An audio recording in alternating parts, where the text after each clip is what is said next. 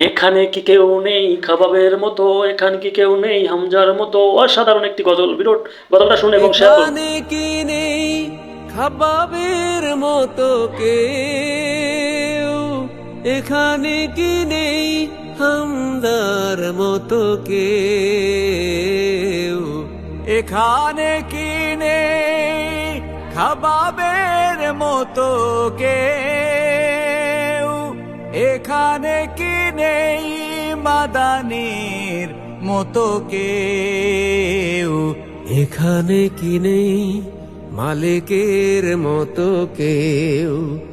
এই দূর দিনে অভিযান চালাবার